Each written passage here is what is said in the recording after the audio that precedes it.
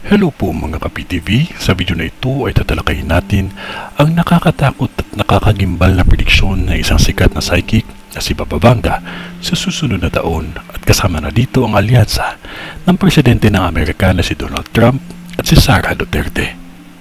Pero kung ikaw ay hindi pa nakasubscribe sa aking channel, baka naman.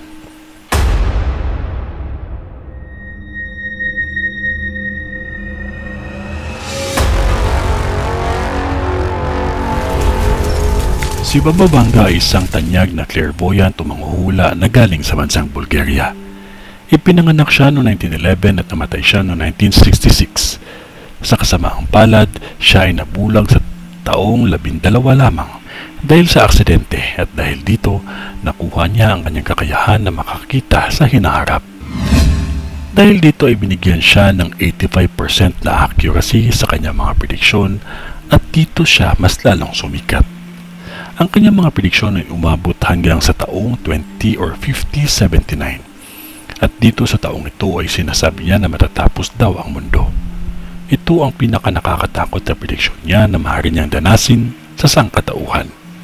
Pero punto muna tayo sa prediksyon niya sa taong 2025. Una, digmaan sa Europa. Ayon sa prediksyon ni Baba Vanga, hindi malinaw kung matatapos na ang digmaan sa Ukraine sa susunod na taon. Gayunpaman, may mga ulat na nagsasabing inaasahan ni Baba Vanga ang patuloy na pagdala ng tensyon sa pagitan ng Russia at Ukraine at isang bagong digmaan sa Europa ang maaaring maganap.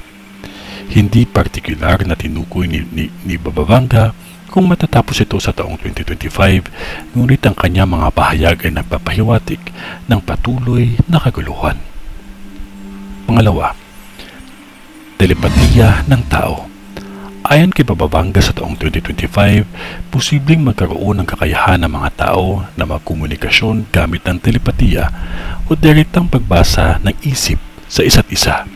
Isang teknolohiya na maaaring mabukas ng bagong paraan ng pag-uusap. Pangatlo, sa dalawang pusong magkakaibang lupa, ang isa ay magbabalik, ang isa ay magtataguyod.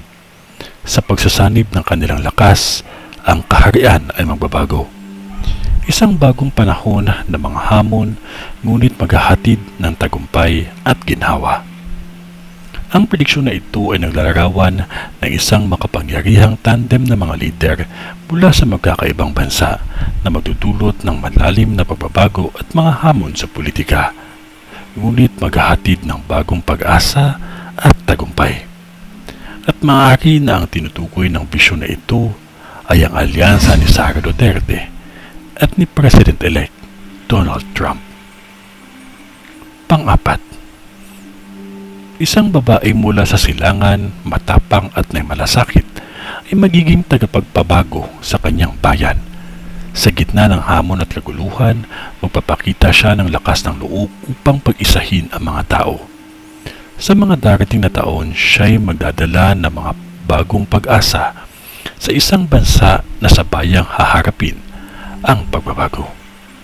Ang prediksyon na ito ay nagpapakita ng isang lider na malakas at may malasakit at madami sa kanyang mga tagasunod ang nagsasabi na ito ay si Vice President Sara Duterte na kilala sa kanyang matibay na pamumuno.